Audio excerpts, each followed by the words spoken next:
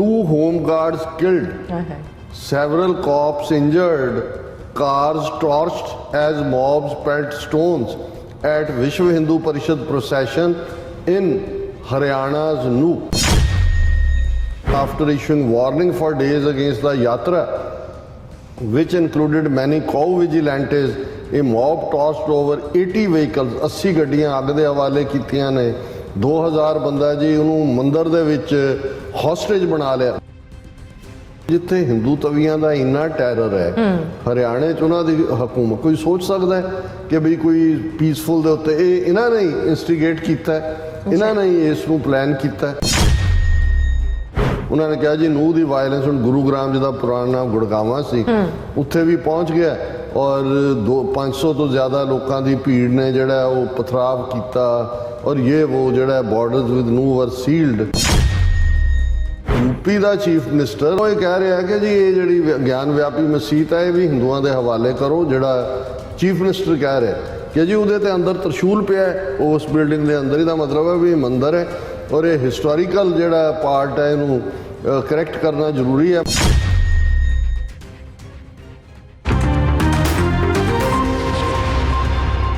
ਦਰਸ਼ਕੋ break ਤੋਂ ਬਾਅਦ ਤੁਹਾਡਾ ਸਭ ਦਾ ਭਰਪੂਰ ਸਵਾਗਤ ਹੈ। ਸੋ ਵੀਅਰਸ ਗੱਲਬਾਤ ਕਰਨ ਜਾ ਰਹੇ ਹਾਂ ਕਿ ਮਨੀਪੁਰ ਦੇ ਘਟਨਾਕ੍ਰਮ ਦਾ ਇੰਟਰਨੈਸ਼ਨਲ ਜਿਹੜਾ ਸ਼ੋਰ ਮਚਣ ਦੇ ਬਾਵਜੂਦ RSS ਦਾ ਘੱਟ ਗਿਣਤੀਆਂ ਦੇ ਸਫਾਈ ਦਾ ਜਿਹੜਾ ਏਜੰਡਾ ਹੈ ਅੱਗੇ ਵਧ ਰਿਹਾ ਔਰ ਹਰਿਆਣਾ ਦੇ 9 ਜ਼ਿਲ੍ਹੇ ਅਤੇ यूपी ਦੇ ਬਰੇਲੀ ਜ਼ਿਲ੍ਹੇ ਵਿੱਚ ਮੁਸਲਮਾਨਾਂ ਦੇ ਖਿਲਾਫ ਜਿਹੜਾ ਹਿੰਸਾ ਭੜਕਾ ਦਿੱਤੀ ਗਈ ਹੈ। ਸੋ ਇਸ ਬਾਰੇ ਆਪਾਂ ਗੱਲਬਾਤ ਕਰਨ ਜਾ ਰਹੇ ਹਾਂ। ਸੋ ਅਸੀਂ ਚਾਹਾਂਗੇ ਕਿ ਤੁਸੀਂ ਇਸੇ ਤਰ੍ਹਾਂ ਬਣੇ ਰਹਿਣਾ, ਦੇਖਣ ਸੁਣ ਲਿਆ, ਲਿਖਣ ਲਈ ਤੁਹਾਡਾ ਸਭ ਦਾ ਬਹੁਤ ਸ਼ੁਕਰੀਆ।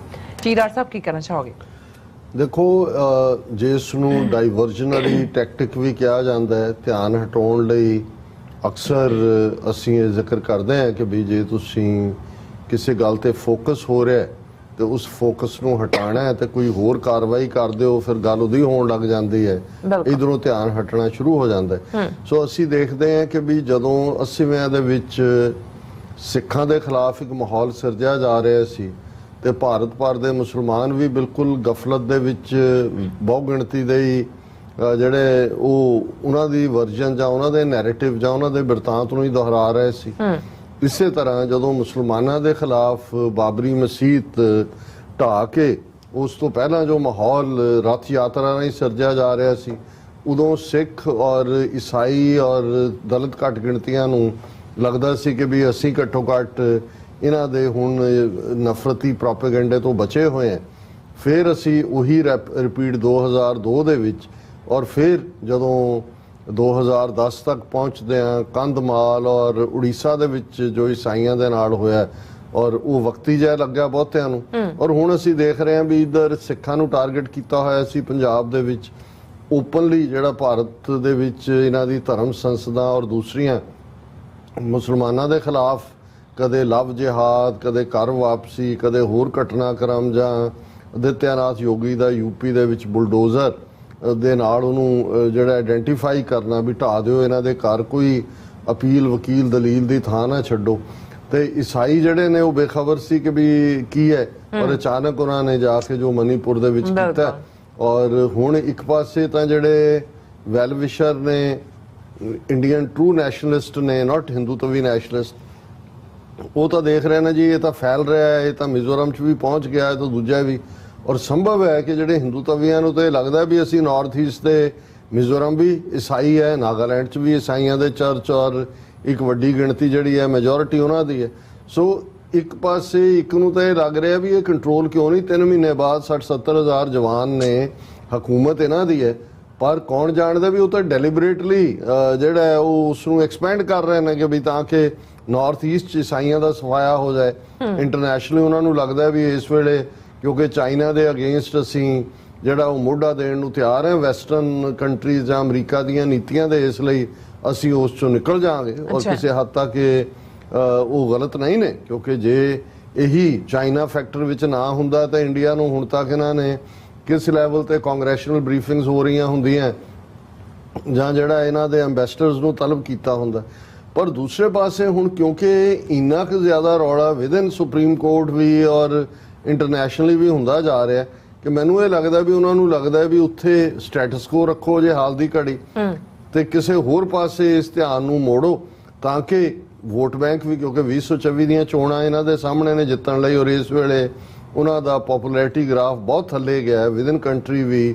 ਜਿਹੜਾ ਹੈ ਉਹਨਾਂ ਦਾ ਪਾਰਟ, ਜਿਵੇਂ ਉਹ ਲਾਲੂ ਯਾਦਵ ਨੂੰ ਨੇ ਜੋਕਿੰਗਲੀ ਕਿਹਾ, ਉਹਨੇ ਕਿਹਾ ਜੀ ਮੋਦੀ ਭਲਾ ਸਾਰੇ ਮੁਲਕਾਂ ਦਾ ਕਿਉਂ ਜਾ ਰਿਹਾ ਬਾਰ-ਬਾਰ, ਕਹਿੰਦਾ ਉਹ ਇਹ ਥਾਂ ਲੱਭ ਰਿਹਾ ਵੀ ਇੱਥੋਂ ਦੌੜ ਕੇ ਉਹਨੇ ਕਿੱਥੇ ਜਾ ਕੇ ਪੀਜ਼ਾ ਖਾਣਾ ਹੈ ਤੇ ਮੋਮੋ ਚੋਚੋ ਖਾਣੇ ਨੇ, ਉਹਨੇ ਹਾਸਰਸ ਚ ਕਿਹਾ। ਪਰ ਹਾਲਾਤ ਇਹ ਬਿਲਕੁਲ ਠੀਕ ਹੈ। ਇਸ ਈਵਨ ਸਤਪਾਲ ਮਲਿਕ ਜਿਹੜਾ ਉਹਨਾਂ ਦਾ ਹੀ ਬੰਦਾ ਸੀ, ਹੁਣ ਵੀ ਉਹਨਾਂ ਨਾਲ ਹੀ ਹੋਏਗਾ। ਉਹਨੇ ਕਿਹਾ ਕਿ ਜੀ ਇਹ 2024 ਚ ਇਹਨਾਂ ਦੀ ਹਾਰ ਨਿਸ਼ਚਿਤ ਹੈ।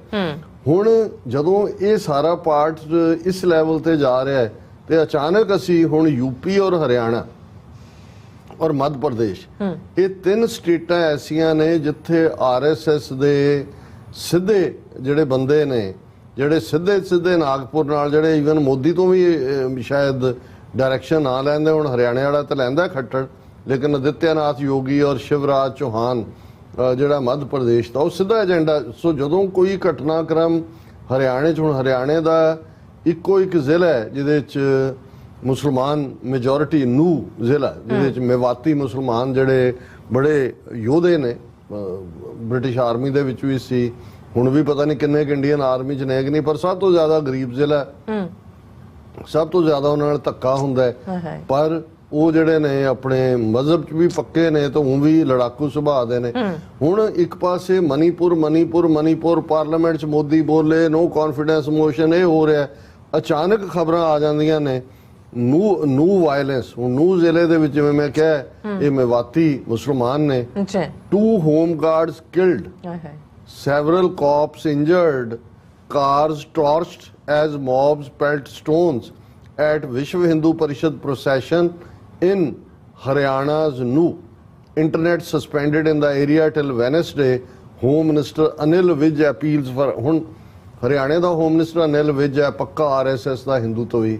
ਕਿਸਾਨ ਮੂਵਮੈਂਟ ਦੇ ਵੇਲੇ ਵੀ ਸਿੱਖਾਂ ਦੇ ਖਿਲਾਫ ਬਿਆਨਬਾਜ਼ੀਆਂ ਔਰ ਘਟੀਆ ਕਿਸਮ ਦੀਆਂ ਗੱਲਾਂ। ਇਹ ਸੌਦਾ ਸਾਧ ਨੂੰ ਵੀ ਐਕਸਟਰਾ ਜਿਹੜੇ ਨੇ ਲੱਖਾਂ ਦੇ ਚੈੱਕ ਜਿਹੜੇ ਨੇ ਆਪਣੇ ਡਿਪਾਰਟਮੈਂਟ ਚੋਂ ਇਹਨੇ ਦਿੱਤੇ ਹੋਏ ਸੀ ਜਦੋਂ ਉਹ ਬਾਹਰ ਸੀ, ਔਰ ਹੁਣ ਵੀ ਉਹਨੂੰ ਪੈਟਰਨਾਈਜ਼ ਕਰਦੇ ਨੇ।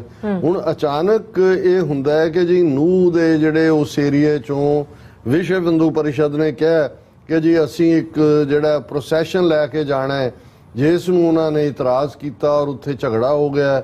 10 ਜਿਹੜੇ ਪੁਲਿਸਮੈਨ ਜ਼ਖਮੀ ਹੋਏ, 2 ਹੋਮਗਾਰਡ ਮਾਰੇ ਗਏ ਔਰ ਬੁਲਟ ਇੰਜਰੀ, ਔਰ ਦੂਜੇ ਤੀਜੇ 12 ਪੁਲਿਸਮੈਨ ਜਿਹੜਾ ਉਹ ਬਹੁਤ ਜ਼ਿਆਦਾ ਸੀਰੀਅਸਲੀ ਜ਼ਖਮੀ ਨੇ।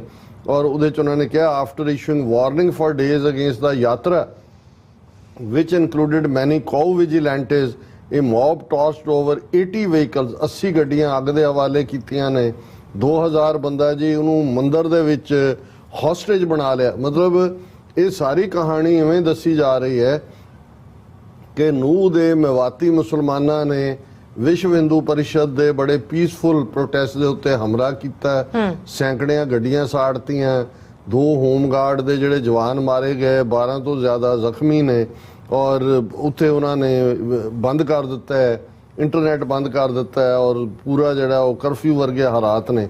ਹੁਣ ਇਹ ਖਬਰ ਆਪਣੇ ਆਪ ਦੇ ਵਿੱਚ ਇਹ ਦੱਸੇਗੀ ਕਿ ਹੁਣ ਕੋਈ ਬੰਦਾ ਆਮ ਵੀ ਸੋਚ ਸਕਦਾ ਵੀ ਜਿੱਥੇ ਹਿੰਦੂ ਤਵੀਆਂ ਦਾ ਇੰਨਾ ਟੈਰਰ ਹੈ, ਹਰਿਆਣੇ 'ਚ ਉਹਨਾਂ ਦੀ ਹਕੂਮਤ, ਕੋਈ ਸੋਚ ਸਕਦਾ ਹੈ ਕਿ ਵੀ ਕੋਈ ਪੀਸਫੁਲ ਦੇ ਉੱਤੇ ਇਹ ਇਹਨਾਂ ਨੇ ਹੀ ਇਨਸਟੀਗੇਟ ਕੀਤਾ, ਇਹਨਾਂ ਨੇ ਹੀ ਇਸ ਨੂੰ ਪਲਾਨ ਕੀਤਾ। ਇਸੇ ਤਰ੍ਹਾਂ ਫਿਰ ਇਹ ਆ ਗਿਆ ਜੀ Nuh violence spreads to Gurugram, shops and cab torched, timely intervention by administration saved the lives, 2 sides hold meetings। ਉਹਨਾਂ ਨੇ ਕਿਹਾ ਜੀ ਨੂ ਦੀ ਵਾਇਲੈਂਸ ਹੁਣ ਗੁਰੂਗ੍ਰਾਮ ਜਿਹਦਾ ਪੁਰਾਣਾ ਨਾਮ ਗੁੜਗਾਵਾਂ ਸੀ, ਉੱਥੇ ਵੀ ਪਹੁੰਚ ਗਿਆ ਔਰ 500 ਤੋਂ ਜ਼ਿਆਦਾ ਲੋਕਾਂ ਦੀ ਭੀੜ ਨੇ ਜਿਹੜਾ ਉਹ ਪਥਰਾਵ ਕੀਤਾ, ਔਰ ਇਹ ਉਹ ਜਿਹੜਾ ਬਾਰਡਰਸ ਵਿਦ ਨੂ ਵਰ ਸੀਲਡ, ਸਟਿਲ ਰਿਊਮਰ ਚੱਲ ਰਹੀਆਂ। ਔਰ ਦੂਸਰਾ ਇਸ ਕਹਾਣੀ ਨੂੰ ਹੁਣ ਇੱਕ ਪਾਸੇ ਤਾਂ ਇਹ ਚੱਲ ਰਿਹਾ, ਫਿਰ ਯੂਪੀ ਦੀ ਇੱਕ ਘਟਨਾ ਬਰੇਲੀ ਦੇ ਹਵਾਲੇ ਨਾਲ, ਮੈਂ ਵਕਤ ਦੀ ਤੰਗੀ ਕਰਕੇ ਉਸ ਦੀ ਗੱਲ ਨਹੀਂ ਕਰਾਂਗਾ ਬਹੁਤੀ ਡਿਟੇਲ 'ਚ, ਲੇਕਿਨ ਨਾਲ ਦੀ ਨਾਲ ਕਿਉਂਕਿ ਗਿਆਨ ਵਿਆਪੀ ਮਸੀਤ ਜਿਹੜੀ ਬਨਾਰਸ ਦੀ ਵੱਡੀ ਮਸੀਤ ਹੈ, ਉਹਨੂੰ ਲੈ ਕੇ ਹੀਅਰਿੰਗ ਚੱਲ ਰਿਹਾ। ਇਲਾਹਾਬਾਦ ਹਾਈ ਕੋਰਟ ਨੇ 3 ਤਰੀਕ ਨੂੰ ਕਹਿਣਾ ਕਿ ਜੀ ਕੀ ਅੱਗੇ ਚੱਲੇ, ਐਸਆਈ ਸਰਵੇ ਹੋਏ ਜਾਂ ਨਾ ਹੋਏ। ਪਰ ਨਾਲ ਦੀ ਨਾਲ ਹੀ ਆਦਿੱਤਿਆਨਾਥ ਯੋਗੀ ਦਾ ਬਿਆਨ ਆ ਜਾਂਦਾ ਹੈ, what is Trishul doing inside ਗਿਆਨ ਵਿਆਪੀ mosque, questions Adityanath asked Muslim side to rectify historical blunder. As issue heats up again ahead of 2024, all eyes on High Court judgment on August 3rd, latest on Gyan Vyapi and related issues like Places of Worship Act. ਹੁਣ 3 ਤਰੀਕ ਨੂੰ Allahabad high court ਨੇ ਇਸ ਦੇ ਉੱਤੇ ਕੋਈ ਫੈਸਲਾ ਦੇਣਾ ਹੈ ਜਿਹੜਾ ਜ਼ਾਹਰ ਹੈ ਹਿੰਦੂਤਵੀਆਂ ਦੇ ਹੱਕ 'ਚ ਹੋਏਗਾ।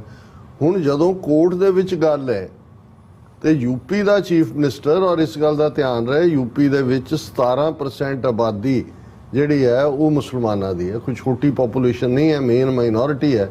ਚੀਫ ਮਿਨਿਸਟਰ ਤਾਂ ਸਭ ਦਾ ਸਾਂਝਾ ਹੁੰਦਾ, ਵੋਟਾਂ ਭਾਵੇਂ ਉਹ ਆਪਣੀ ਪਾਰਟੀ ਦੇ ਸਾਈਨ ਤੇ ਲੈ ਕੇ ਆਉਂਦਾ।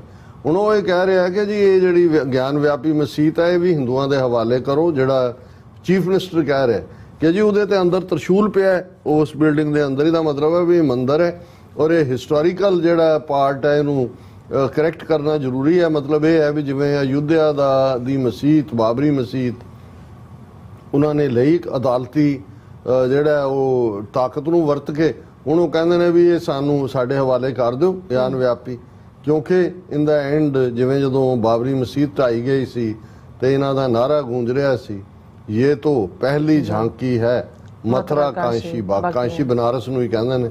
ਗਿਆਨ ਵਿਆਪੀ ਇਧਰ ਹਰਿਆਣੇ ਦੇ ਵਿੱਚ ਨੂਹ ਦੇ ਮੇਵਾਤੀਆਂ ਨੂੰ ਟਾਰਗੇਟ ਬਣਾ ਕੇ ਹੁਣ ਕਹਿਣਗੇ ਕਿੰਨਿਆਂ ਨੂੰ ਕੇਸਾਂ 'ਚ ਉਲਝਾਣਗੇ, ਕਿੰਨਿਆਂ ਦੇ ਜਿਹੜੇ ਹੈ ਉਹ ਰੇਡ ਕਰਨਗੇ, ਕਿੰਨਿਆਂ ਦੇ ਨਾਲ ਹੋਰ ਜਿਹੜਾ ਜ਼ੁਲਮ ਕਰਨਗੇ।